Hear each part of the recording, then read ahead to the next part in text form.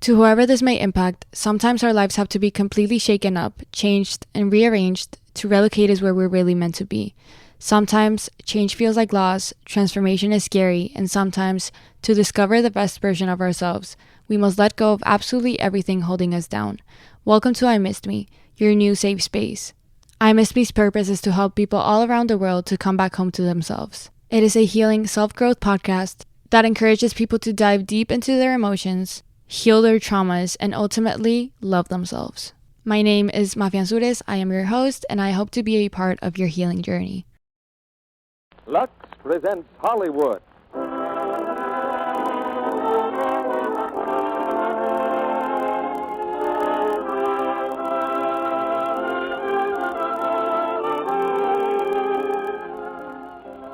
The Lux Radio Theater brings you Bonita Granville, Otto Kruger, Kent Smith, and Walter Reed in Hitler's Children.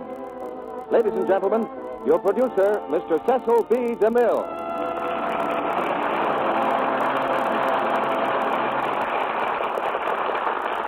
Greetings from Hollywood, ladies and gentlemen.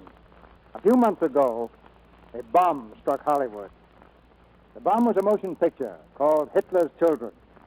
I don't know what the producers expected, but they woke up one morning with a nationwide sensation on their hands.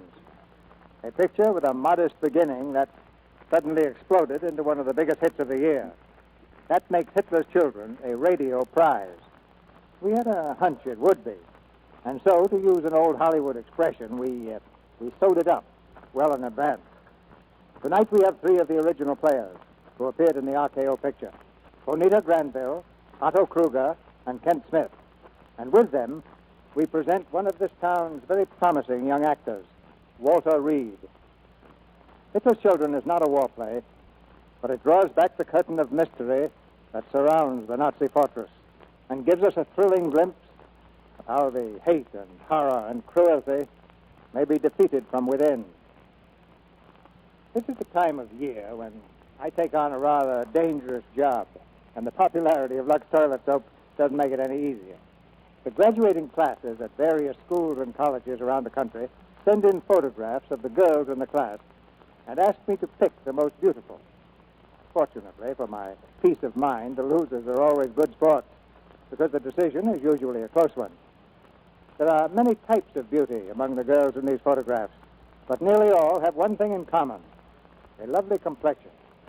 Without that, the most classic features have no charm. And guarding this prize for the loveliest American beauties is our good friend Lux Toilet Soap. Now the curtain goes up on the inside story of Hitler's Children.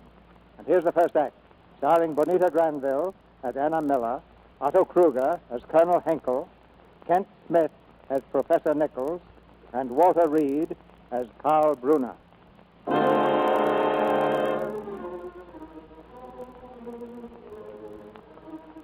The youth of Germany have dedicated their lives to the glory of Adolf Hitler. The crooked cross of the Nazis is emblazoned on their arms and in their hearts. They live for the Führer. They are ready to die for the Führer. They are Hitler's children, healthy in body, diseased in their young souls. Professor Nichols knew them well. He conducted the American school near Berlin back in 1933. Our building was just across the way from the German school. I used to watch them drilling in the park. Boys from 10 to 16, the young folk. They were taught to march together and to think together. Their minds were the same as the uniforms they wore. I remember one spring afternoon in 33, my boys and girls were playing ball in the yard. Suddenly there was a fight. When I ran out, I saw my kids and the German boys. They paired off in a grand free-for-all. Give me that ball, you! Give it to me! Say please. I will not say please! Boys, stop this fighting. Hannah, stop it, I'm surprised. They started it, Mr. Nichols. I knocked out a good three-bagger, and they wouldn't give me back the ball. Stop this fighting! Stop it! Dr. Smith! Dr. Smith! Yes, Professor Nichols. I'm afraid someone may be hurt if this keeps up. Would you call your boys off, and I'll do the same with mine. Really, Professor Nichols, truly it is not my duty to interfere with a popular demonstration. Popular demonstration? Very well. You won't step in, I'll have to. Achtung! Schluss jetzt mit der Keilerei! Angreifen! Sorry I had to steal your stuff, Dr. Smith. All right, boys and girls, back into school. You've had enough recreation for today. I'd like my ball, if you don't mind. Well, suppose I do mind. Well, if you boys insist on another popular demonstration, just say so. Here's your ball, Fraulein. Thanks. Oh, my name's Carl Bruner. What's yours? I don't give it to strangers. And tell your Nazi friends to stay off our ground.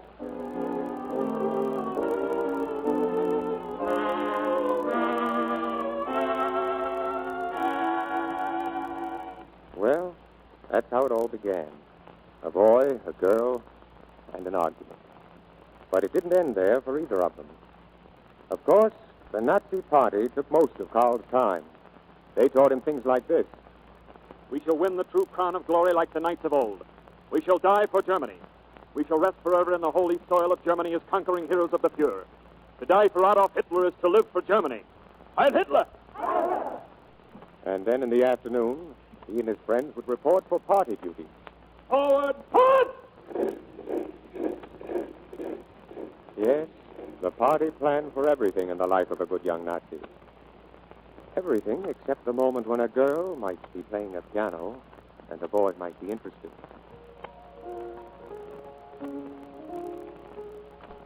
Carl came to the window of our music room that afternoon. Anna was practicing. Hello. You shouldn't be seen over here. What would Dr. Schmidt say?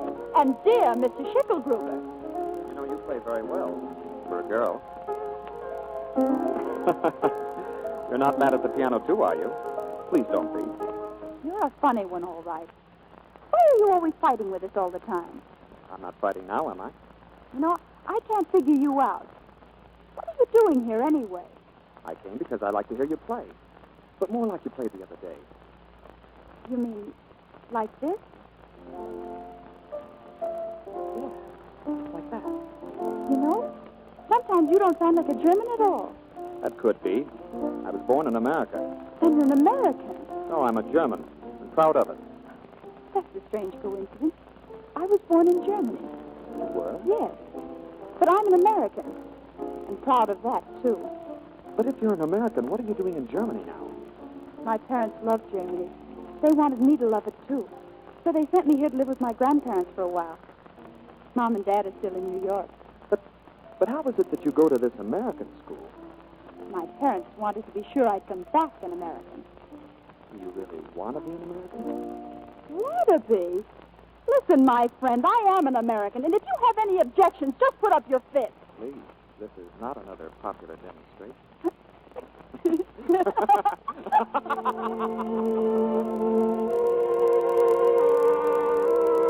And so the street fights stopped and the picnics began. About every other Saturday, Carl managed to slip away with Anna and me. And we all got to know each other better in the lovely hill country south of Berlin. We used to sit under the trees near a stream, and I'd read aloud to them. And so he dreamed all his life that he might find the perfect moment. And toward the end of his days, he summed up his dream like this. If the whole world I once could see on free soil stand with a people free, then to the moment might I say, linger a while, so fair thou art. Gee, that's beautiful. That would be a wonderful moment, wouldn't it? That's good poetry. But who'd want the whole world to be free? It'd never work. Well, the world's never had a chance to try it, Carl. But the dream's growing. This same poet expressed it in a simple line. And those who live for their faith shall behold it living. And those who live for their faith shall behold it living. Well, that's a little too fanciful for me. It almost puts me to sleep. A little splash of cold water on my face, and I'll prove to you where that American prophet of yours is just a dream. But it's not an American, Carl. It's by a German author named Goethe about a German hero named Faust. Oh, forgive me, Nicky. I'm a dunce. I ought to be thrown in the brook. Well, anything you oblige to give. Hey! Carl! Hey, come back here. Go get her, Carl. Hey, Anna! It was your own fault. Oh, you think I can't catch you, huh? I'll show you. Carl! Come here, now I'll... Carl, wait. Anna, what's the matter? That boy on the ground there, he's hurt. Anna, come away. Don't you see? Someone has tied and gagged him. Left him here in the woods. Anna, I said come away. I've got to help him. No, leave him alone. What are you saying? I said leave him alone. This is none of our business. Are you crazy? Look, this boy is in pain. Listen to me, Anna, and try to understand. Look, even the boy is trying to tell you. Well, I'm going to take that gag off. I don't care what you say. There. Oh, please. Please leave me alone. Go away. What's happened to you? It's only a game. I was a spy and I was caught. And this will teach me not to get caught again. But how long have you been lying here like this? Only a few hours. It's nothing. How old are you? I am 9, Fraulein. And if I come through this test well, I'll be taken into the young folks soon. Tell me, do you want to be untied? Shall we take off the ropes? Oh, no, comrade. I'll replace the gag. Thank you, comrade. Heil Hitler! Heil Hitler! Carl, you would. It's too shameful. It's too horrible. Anna. Anna, wait for me.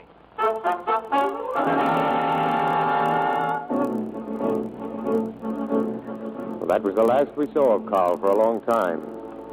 He was swept up in the storm. The storm that was sweeping through all of Germany. The new order was on the march, trampling life and liberty into the dust. By May the 30th, 1939, the fires of freedom were burning very low in Germany. But so far, our school was untouched. It was Memorial Day, and we gathered to celebrate. Anna was 20 now, the best assistant I ever had. As we stood there singing in the schoolyard, a car drove up and 2 Gestapo officers came towards us. They tried to interrupt our song, but I'm glad to say they were unsuccessful. Attention! This singing will stop at once. Salute, damn it! Salute! Now,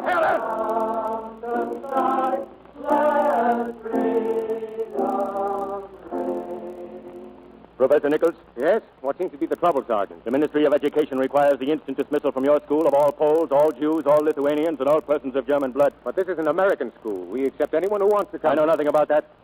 Those whose names I read will fall out at once. Klein, Sarah. Stolbach, Martin. Dorchek, Stephen. Horowitz, Ivan. Miller, Anna. Miller, Anna! My name is Miller. Anna Miller. But I'm not a student. I'm a teacher here. You live with Mr. and Mrs. Max Miller, Königstrasse 137? Yes, they're my grandparents. They're German, but I'm an American. Nevertheless, you ought to fall out, too. Look here, Sergeant. Miss Miller's an American citizen. I refuse to allow I have it. my orders. If you have any objections, take them up with the lieutenant. Very well. Where will I find the lieutenant? Follow me. We followed him into the building. At my desk, there was a Gestapo officer, a lieutenant. He didn't look up. I couldn't see his face. Herr Lieutenant, this is Anna Miller. Anna Miller, yes. Lieutenant, I demand to know by what authority students are being removed from my school. By authority of the Gestapo, is that sufficient? Not in an American school. The orders have nothing to do with Americans. They apply to Jews, Poles, and Lithuanians. We are also removing all persons of German blood immediately. But there are no Germans in this school. Anna Miller is here. Why, Carl. Carl Brunner. Don't you remember it? Professor Nichols and Anna Miller from the school here. Carl. You were born in Germany, Fraulein? Oh. Yes. But I'm an American. Your parents were also born in Germany? Yes. The record is quite clear, Fraulein. We shall be pleased to look upon you as a citizen of the German Reich. Aren't you again overlooking the fact that her parents became citizens of the United States? She's here on an American passport. We are now in Germany under German law. Whoever is born in Germany is a citizen of the Reich while on German soil. Well, that's rather new and arbitrary, isn't it? Arbitrary? Is the professor implying that it is not an honor to be a citizen of the German Reich? It's undoubtedly a great honor for Germans. But the American embassy may have another opinion about Americans. You may do as you wish about that, Herr Professor. Sergeant? Yes, Herr Lieutenant. You'll take Fraulein Miller with you. Wait. Where are you taking her? Where? I demand to know. That is also a matter between Germans, Herr Professor. The Reich will decide where and how Germans can best employ their abilities. Take her, Sergeant.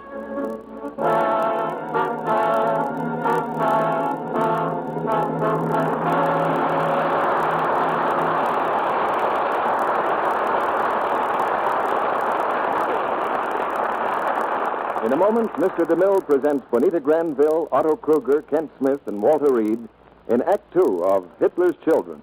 Mr. Kennedy, Yes, Sally? I've been reading in the papers about all these plans. Tax plans and security plans, and, well, I've been thinking. Good, Sally. So many pretty girls don't. There you go, not taking me seriously again. Now, here's what I thought. What's the matter with talking about our plan?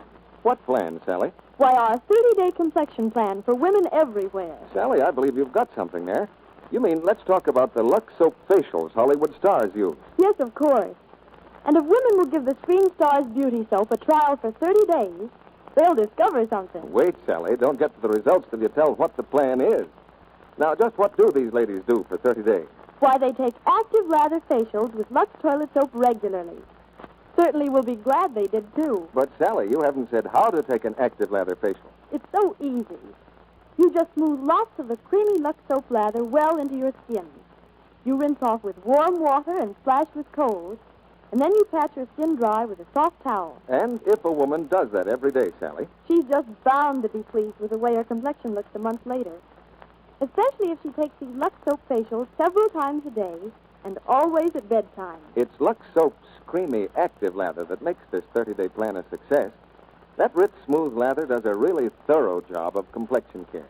Does it gently, too, because Lux soap is so pure and mild. Well, Sally, the most famous stars in Hollywood say they find these Lux soap facials are a wonderful help to softer, lovelier skin. And here's another nice thing about our Hollywood complexion plan. You can start at any time. Right, Sally. And tomorrow is a good time for the woman who thinks her complexion might be smoother and prettier. So here's our tip to these ladies. Why not put gentle Lux toilet soap on your shopping list right now? Now, Mr. DeMille returns to the microphone. Act 2 of Hitler's Children, starring Bonita Granville as Anna Miller, Otto Kruger as Colonel Henkel, Kent Smith as Professor Nichols, and Walter Reed as Karl Brunner.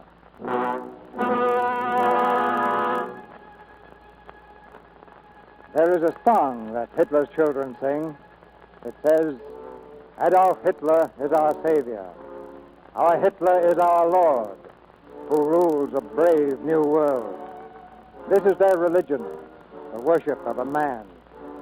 This is the seed of Nazi culture, planted early in the youth of the land. And from such seed, the stem grows crooked, and the fruit is rotten.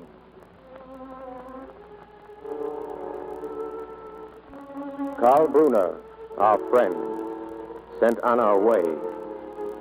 It wasn't hard to believe. I'd seen before the awful power of the Nazi system, the disease which infected the brains of their children.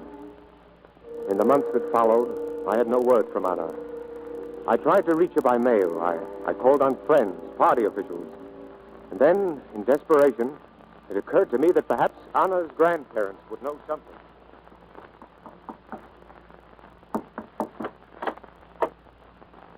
Yes? Who is it? It's Professor Nichols, Mr. Miller. Don't you remember me? Yes, but please go away, Herr Nichols. We do not know anything. Mr. Miller, I must find out something about Anna. Please, Herr Nichols, not so loud, I beg you. It's better if no one sees us talking to you. Mrs. Miller, you've got to tell me what you know. She came here that afternoon for some things, and then they took her away. That's all. She said she would be all right. She said we should not worry. I'm trying to find out where she is. I want to do something about it. Do something? What can anyone do? Well, at least you have the right to ask. No, one must never ask questions. Mr. and Mrs. Ruhmann down the street. They asked some questions about their grandson. He was in the army. They took the Ruhmanns away. They said they were sick, very sick. They never came back. Yeah. They said they died in the hospital. But I know. They put them to sleep in the hospital. Mama. They put them to sleep with gas. Mama. They murdered them because they were too old and asked too many questions. Mama, please keep quiet.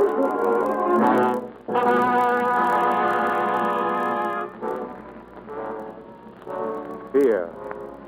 It was the same wherever I turned. Some terrible dread that froze people where they stood. And then I remembered Franz. Franz Erhardt. If anybody could help me, I was sure it would be Franz. A brilliant, courageous journalist who was respected by all. Nicky. Hello, Franz. Well, this is a fine surprise. Franz, I've got to speak to you about something. It's important. Please, if you don't mind, we just stay out here on the porch. You see, my boys are home this morning. Oh, two fine boys. But what they don't know, they won't tell to their troop leader. Franz, You mean you can't talk in your own house, in front of your own children? Why, of course I can, my friend. Who said I couldn't? I merely said it's wiser not to. Well, my friend, what can I do for you? I'm in trouble. They've taken on our way. Well, now, who took her away? The Gestapo? The Gestapo. Oh, I'm sorry, my friend. I can do nothing for you. Nothing. Franz, we just can't let a girl disappear without doing something. Not so loud. Good morning, Herr Ehrhardt. Good morning, nurse. That woman is the nurse from the state. She has come to see the janitor's wife next door. Observe, my friend, how carefully the Nazis take care of their children. Good morning. Good morning, Frau Lenner. Good morning, Hans. Gerhard. Good morning. Well, Hans, what do you want to be when you grow up? I shall be a leader of stormtroopers. And you, Fritz? I'm going to be a fire. I'll drop bombs on Germany's enemies. Very good. All is well here, Frau Lenner, I can see. Oh, please, nurse, Yes? before you go, things are so difficult. My husband works so hard and earns so little. We have so many... Oh, there. You've nothing to worry about. Remember, Frau Lenner, when you have your 5th child, you won't owe the state anything. You won't have to pay back the money the state loaned you to get married on. The debt will be automatically canceled. Heil Hitler! Hi, Hitler. Come into the house, children. See, Nicky? The Nazi state is very generous. Yes. But you must not think it is unusual. That or the fact that I can't even talk in my own house. No, it is happening in every house and every street in Germany. And my friend, it's only child's play. Oh, that's no fun. Only child's play to what is about to happen. Franz, how can you stand it? You, of all people. How can you be so complacent? My friend, you can get off a train before it starts or after it stops. But while it is in motion, I wouldn't advise it. You mean you pretend you believe in this and go on writing in praise of it? What would you have me do? I wouldn't make a very good hero. Well, then I don't suppose you'll help me. Help you, my friend? I can't even help myself. Very well. Goodbye, Franz. Wait. Nicky, in such cases, they usually send the girls to the labor camp, Rheinsberg. Is it a prison? Prison? No, not exactly. Well, then it shouldn't be too hard to arrange for an escape. I might even get her out of Germany. My friend, that would be a very unwise thing to attempt. How can I get permission to visit the camp? Oh, you couldn't. But as an American school teacher, it's possible you might get permission from the Ministry of Education to make a tour of the camps. Thank you, Franz. Thank you. Yeah. Goodbye, my friend.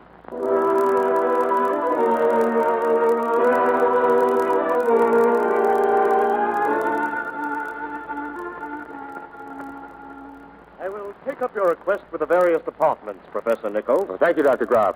I should like to tour all of the camps in Germany. You know, Professor, not many foreign educators seem interested in our methods. Perhaps they're afraid they might approve.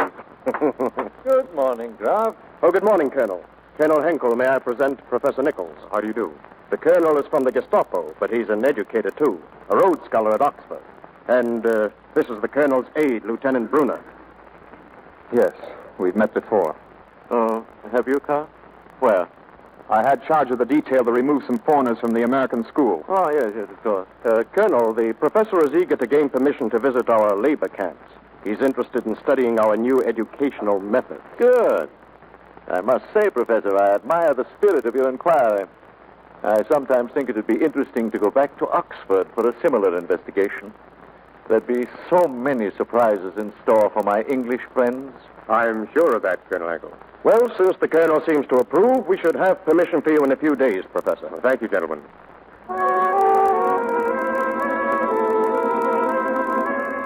I left the office then, but I got no further than the street.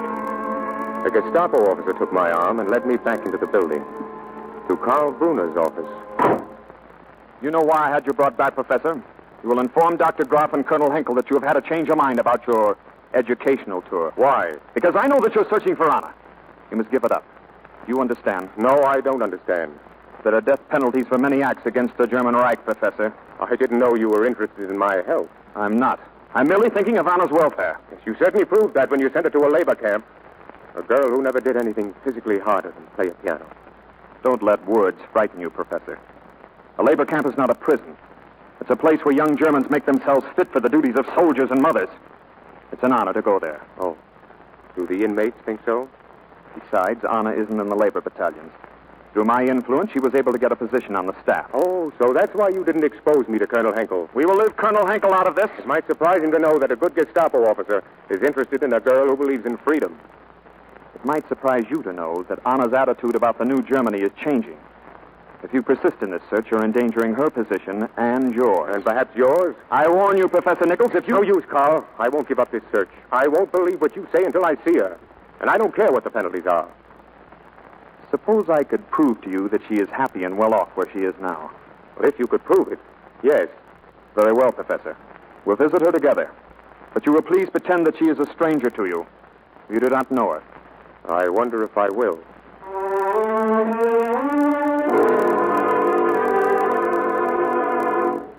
Come here, Anna. Yes, Matron? You know Lieutenant Brunner, Anna. And this is Professor Nichols of the American Colony School. Oh. How do you do, Professor? How do you do? The lieutenant has requested that you show him and Professor Nichols around the camp. I shall be glad to. Oh, before you go, Lieutenant, may I see you a moment? Of course. In my office, Lieutenant. Anna, I've been trying to find you for months. Oh, Nicky, it's so wonderful to see you. I've got to talk quickly. I'm arranging plans for your escape from here. We'll get you out of Germany through the underground. Oh, no, Nicky, please. We mustn't even think of it. Don't worry, Anna. If we plan it carefully, there won't be any danger. But you don't understand. I want to be here. Anna, if you're playing a game, it isn't necessary. I understand. I'm not afraid of the risk. No. No, I'm quite happy here. Are we ready, Fraulein? Yes, Lieutenant. If you will both follow me.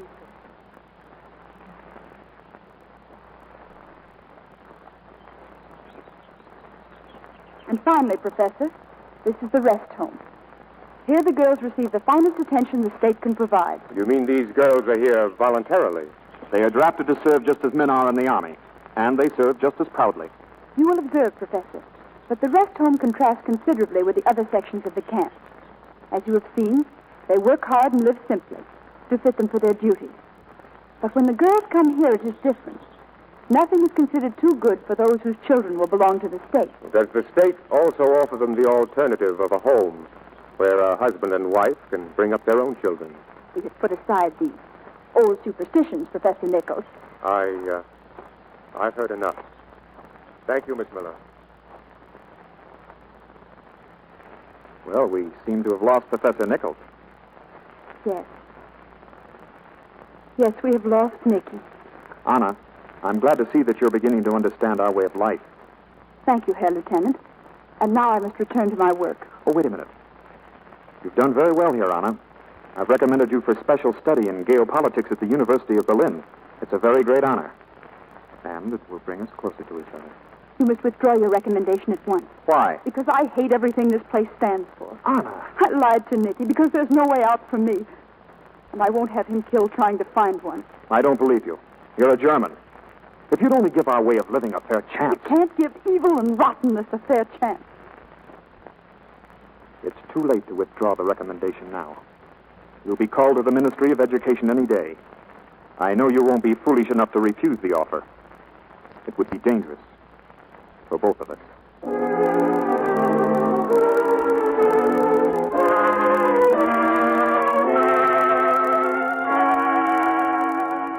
Fräulein Miller, this is a rare opportunity for you. Not every girl is invited to study at the university. Thank you, Dr. Graff. With your training and education, well, someday you might even be sent back to America. As an espionage agent, Colonel? What's that? No, Fräulein. As an ambassador of culture, an ambassador of world culture. Unfortunately, Doctor, I must decline the honor. I don't want any part of the diseased new world you're planning for mankind. And I'm not afraid to die to prove it. Fräulein Miller. One moment. Who said anything about dying, Fräulein? Let me assure you the choice is no longer between life and death. Dying, my dear Fräulein, is a luxury these days. We must all live and work. And for those who will not work with the brain, we will find duties to fit their capacities. Sergeant? Yeah, Herr Colonel. Keep this young lady in custody until we give you further instructions. That's all, Fräulein. Well, she was allowed to come very far for a person harboring such thoughts. She was recommended and vouched for by your protege, Lieutenant Brunner. Oh, really? Send in Lieutenant Brunner. He must be removed at once. Why? Why? Isn't it obvious? Oh, my dear Graf, now when are you going to learn that we must stop purging our best people? All men make mistakes, especially young men. If the party is to survive, the intelligent young men will be needed. Do you consider what he did an act of intelligence? I consider it a mistake of youth. Nothing more. Herr Colonel? No, Carl. Come in. Carl, you recommended a girl named Anna Miller for work at the university. Yes, Herr Colonel. I suppose you looked into her background carefully? Yes, Herr Colonel. She was born in Germany, though she has lived in America. Her work at Rheinsberg was considered excellent. She's regarded as a German, therefore there seemed no reason for not advancing her. That's sound enough. But the young lady, only a few moments ago, committed an act of treason against the state in this office. I allowed a moment of sentiment to misguide me, sir. I knew her as a young girl. I regret it, sir. And what do you think we ought to do about her? There is no alternative. She must be sent to a concentration camp. Well, I don't think such severity will be necessary. Perhaps a year on the labor corps will work out these silly notions. As you wish, Herr Professor. Henkel speaking. You have a young lady named Anna Miller being held in custody. You will transfer her from the staff to the labor corps at Rheinsberg. And I want a daily confidential report of her behavior.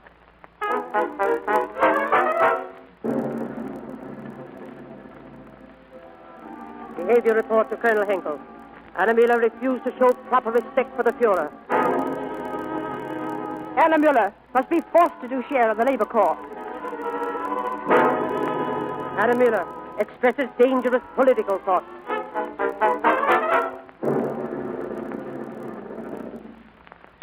You say she's becoming worse, Frau Ritter? Yes, Lieutenant. She's a dangerous agitator. No corrective measures seem effective. All right. Thank you, Frau Ritter. Good morning, Carl. Oh, good morning, sir. Congratulations. I have good news, Carl. Because of your fine work on the Tagler case, I have approved a captaincy for you. A captaincy? Well, thank you, Colonel. My only hope is to prove myself worthy of the honor. I have no fear of that. You know, Carl, ours is a most important calling. The Gestapo is judge, jury, prosecutor, all rolled into one. And only the best minds should be permitted to administer such power. Men of great strength of character, men to whom there is no other consideration than their duty to the state. And that is why I have sponsored you, Carl. Thank you, sir. By the way, have you received any reports from the camp at Rheinsberg? Rheinsberg? Yes. About the Miller girl? Yes, Colonel. I have.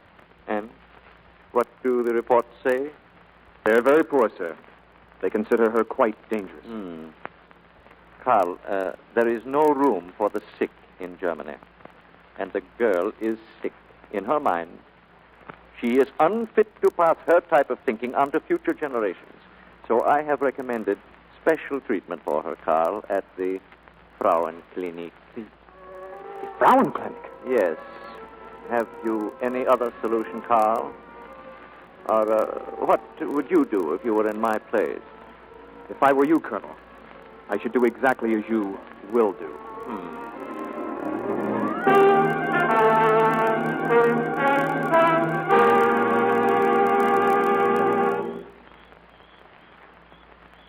Why did you come here?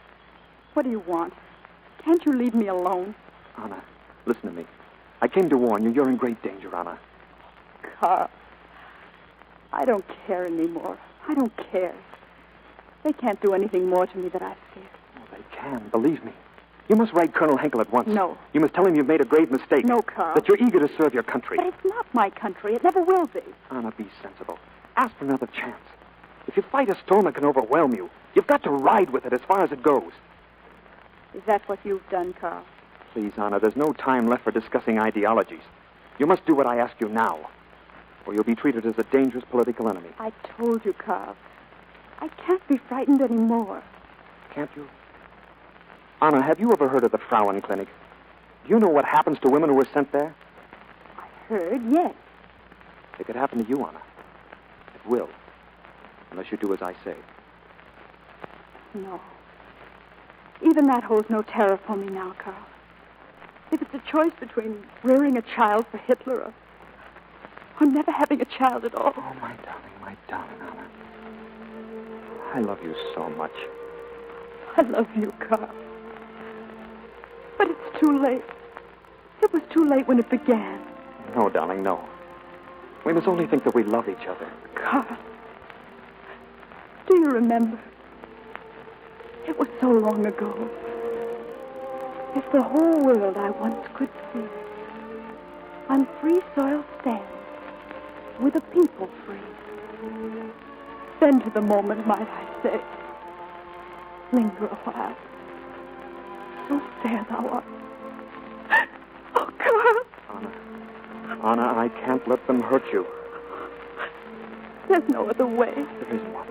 It would protect you and satisfy them. The most they demand is that you have a child for the state. Carl! We love each other, darling. We'll be married. Don't you see how wrong that is? How deceitful? I only see that I love you, Anna. It wouldn't be our child. It would be the state. Just another child to die for Hitler. Please, Anna. That's part of the confusion we mustn't think about. Each generation must look out for itself. Oh, no, Carl. That's where you're wrong. That's where you and Hitler and Goering and Goebbels and all the rest of you are wrong. Each generation must look out for the generation that comes after it. If our fathers and their fathers before them hadn't all hoped a little, dreamed and worked for the ones that came after them, why, we'd still be a pack of savages. That's the world you're working for, Carl. That's the world I won't bring a baby into. I'll never give in to them. And then my son and his son won't either. I won't, Carl, I won't! I won't!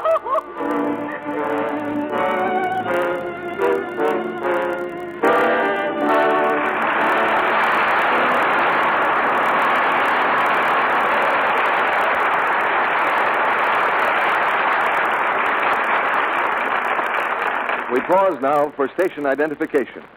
This is the Columbia Broadcasting System.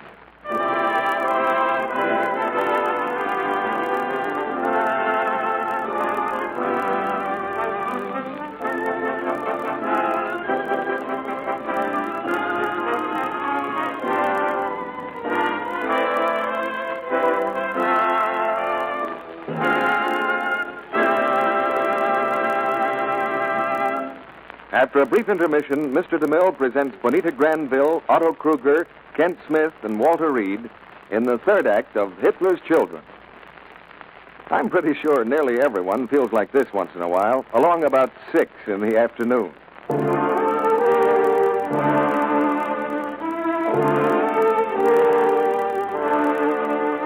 Yes, tired is what we mean.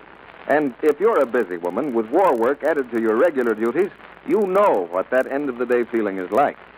But now, listen.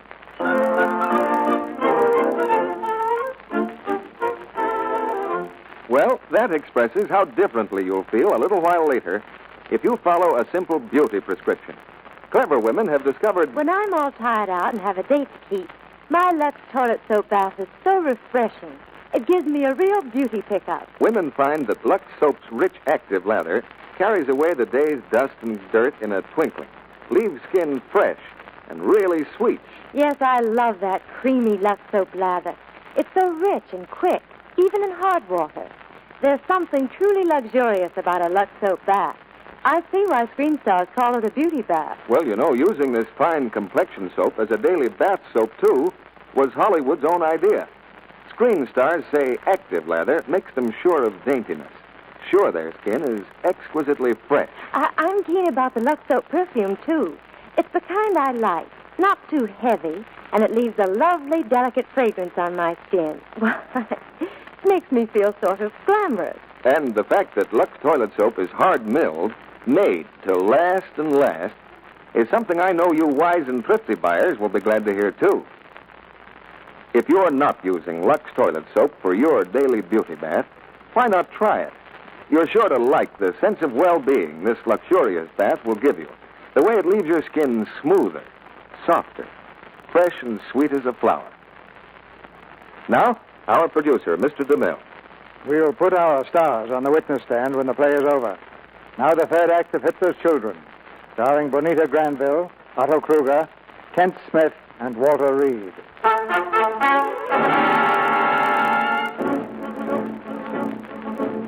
It was a few days later that Anna escaped from the camp at Rheinsberg. She hid that night in a farm wagon while the soldiers searched the woods.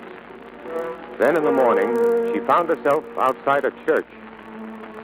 Here was refuge, she thought. With her cape thrown over her head, she stumbled through the cathedral doors. The bishop was in the pulpit. My dear good people, I shall not speak to you this morning upon the gospel for today. For today the gospel must speak for itself. I shall speak instead upon a very different gospel. The gospel according to Adolf Hitler. For the time has come, my friends, when you must choose once and for all between the gospel of Christ and the gospel of the Nazis. There can be no compromise between what is right and what is wrong. There is not one set of rules for Germans and another set of rules for the rest of the world. The rules are the same for everyone the world over. We must love the Lord our God with our whole heart and with our whole soul. We must think what we live and live what we think. And if to do that is to die... Stop! There's a girl hiding here in this church. Will please dismiss your congregation at once. We will stand guard on the doors as they go out. You up there! You hear me? Tell these people to go home. And so, my dear friend, if to live what I think is to die for what I think, why then I say let me die while I am still proud I am a German. I will ask once again. Dismiss your congregation, Bishop. Very well. Take this man to the Gestapo. No, wait. I'm the one you want. I'm here. Please don't take him. Don't.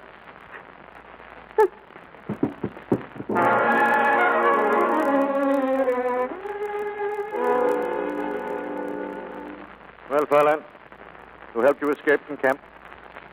No one helped me escape from camp. Who helped you to get from camp to the church? No one. I just got a ride, that's all. With whom? I don't know. Some farmer. I never saw him before. He didn't even know I was in his wagon. Why did you take refuge in the cathedral?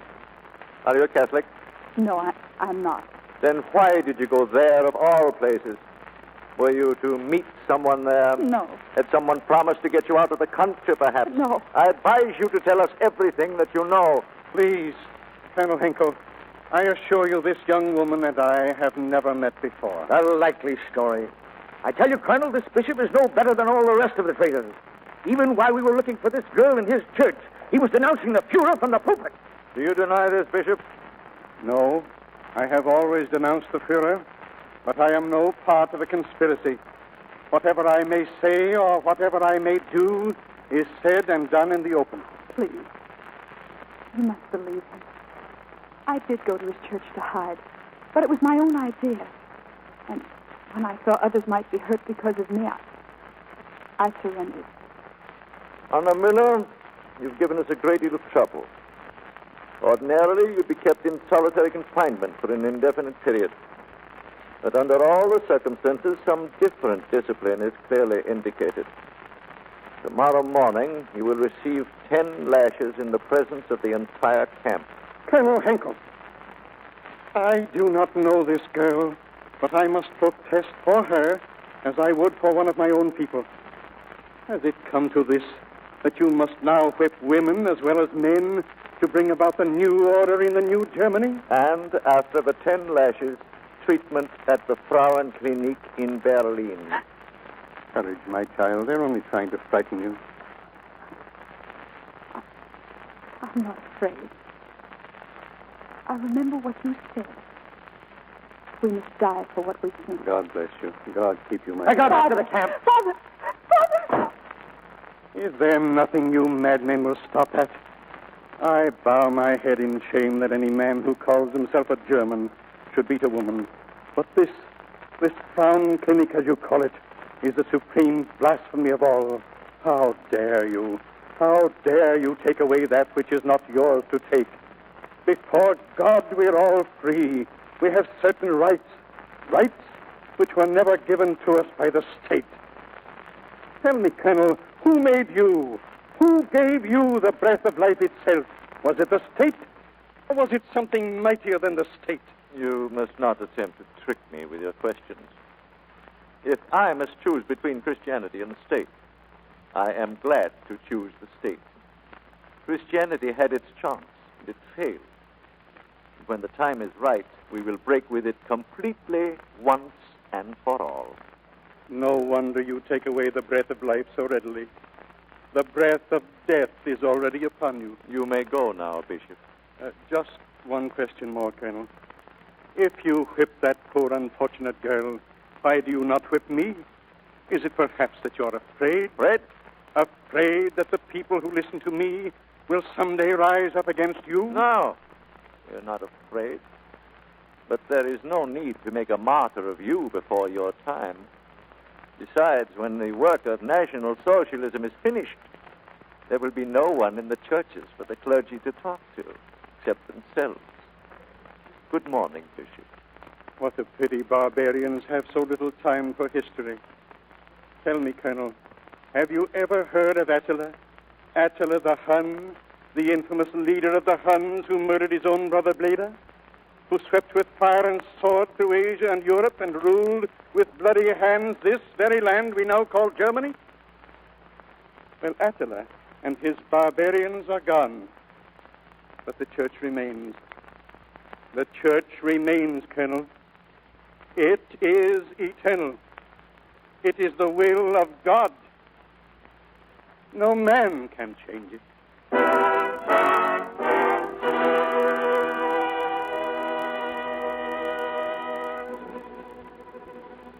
They came for Anna at dawn. Before the whole camp, they marched her to the whipping post. She knelt there with her hands tied, her lips moving in a silent prayer. Karl Brunner was there, too. He'd been sent by Henkel to test his loyalty. His face was pale, his eyes half closed as if to shut out the awful sight. Shall I begin now, Herr Captain? Yes. Stop. Stop it! Stop it! Give me that whip! Herr Captain, have you ever tasted it? Now untie your hands. Do as I say, untie it! Oh, Herr Captain. God. Oh, God. Anna, no matter what happens, remember I love you. I don't care what happens to me now. You know this will be the end for both of us, don't you? I don't care. I'm not afraid. Anna, just once while there's still time, I want to tell you I was wrong, Anna, horribly wrong. And just once again, I want to tell you how very much I've loved you all the time. This isn't the moment to choose, Anna. But to the moment, my heart. Linger a while. So still as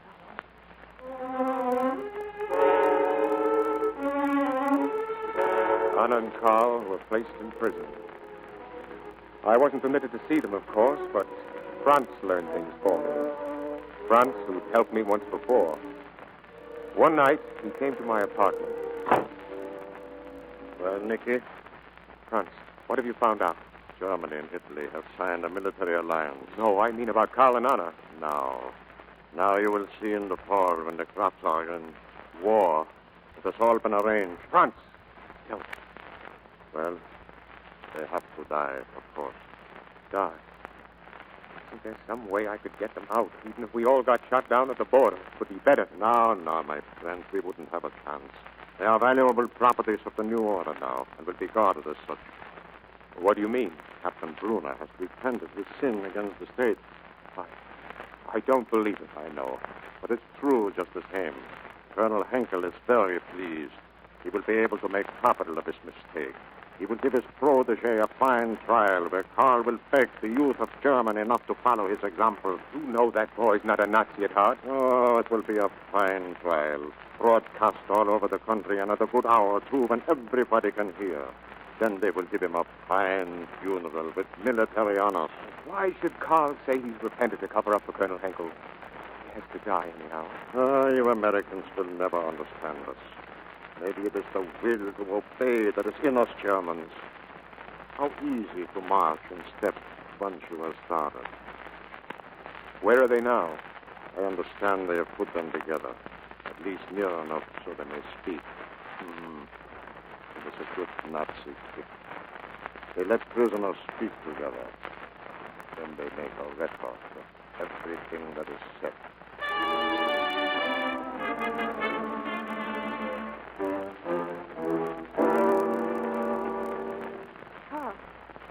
Carl, can you hear me? I have nothing to say to you, Anna. Carl, what have they done to you? I don't care what happens to me so long as you love me. But never stop loving me. I would be afraid then. Really afraid. I'm sorry, Anna. I lost my head. I didn't know what I was doing. I cursed the day I ever met you. Carl. I don't believe it.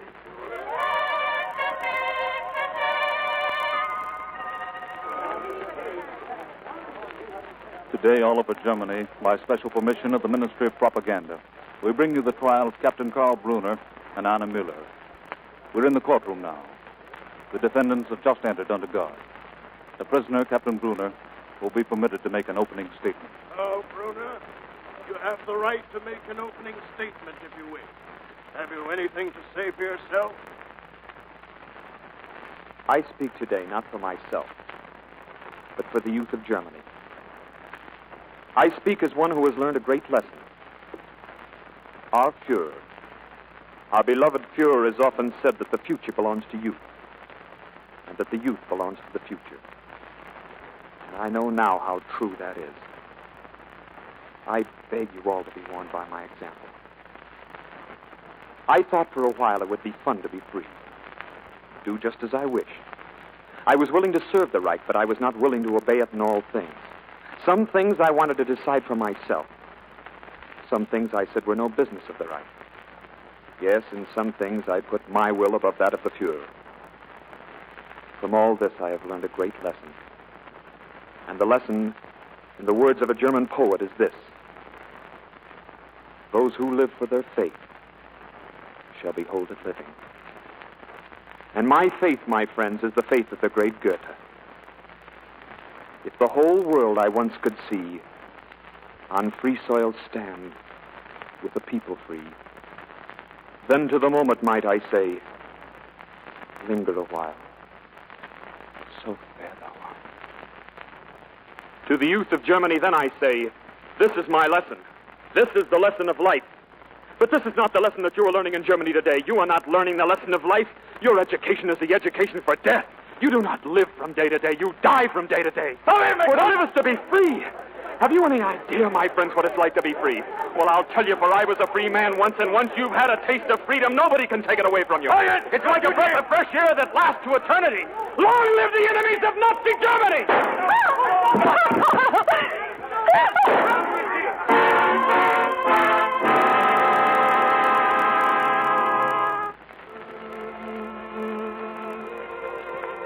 They died there in the courtroom. Karl and Anna, who wanted to be free. I left Germany then. True, the fires of the Nazi faith were still burning, and Hitler's children were still swearing to die for him. But to me, the fires didn't seem to burn so brightly, and the voices didn't come up quite so bravely. And as long as there are boys like Karl and girls like Anna, truth will never die in this world. For as the prophets of old used to say, the memory of virtue is immortal, and we have a long, long memory.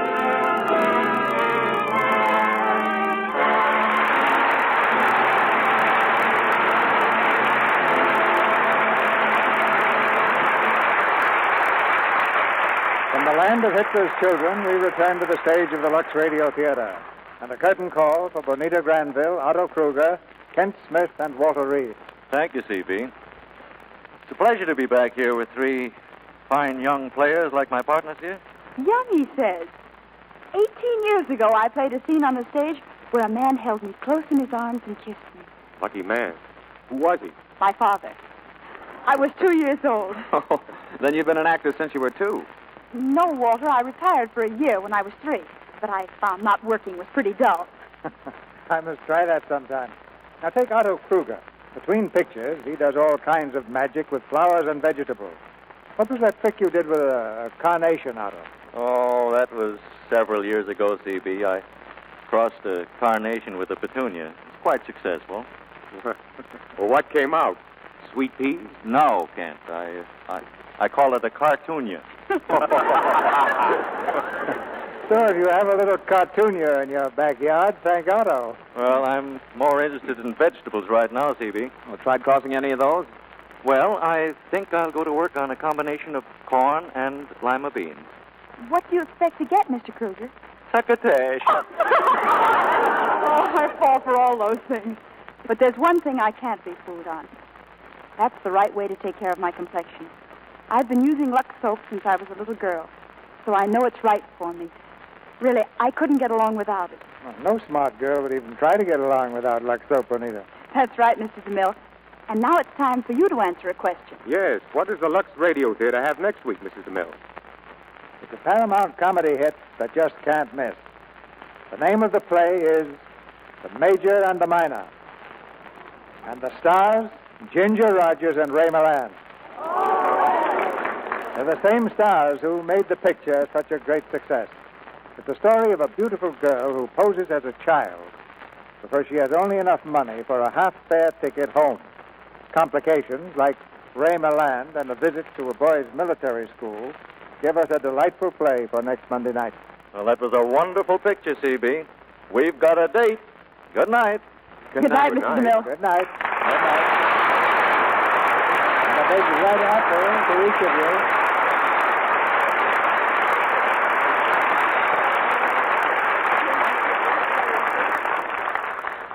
Ladies and gentlemen, America has some of the finest hospitals in the world.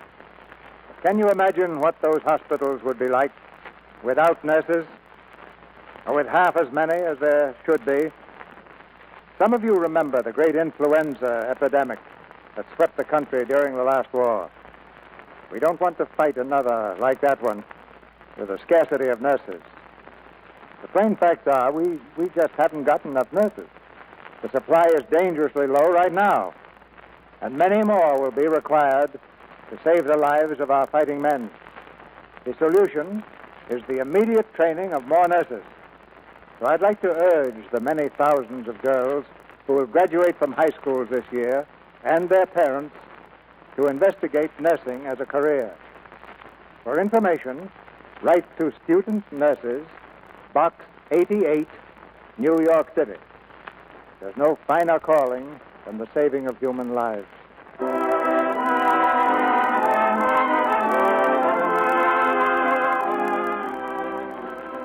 Our sponsors, the makers of Lux Toilet Soap, join me in inviting you to be with us again next Monday night when the Lux Radio Theater presents Ginger Rogers and Ray Milland in The Major and the Minor. This is Cecil B. DeMille saying good night to you from Hollywood.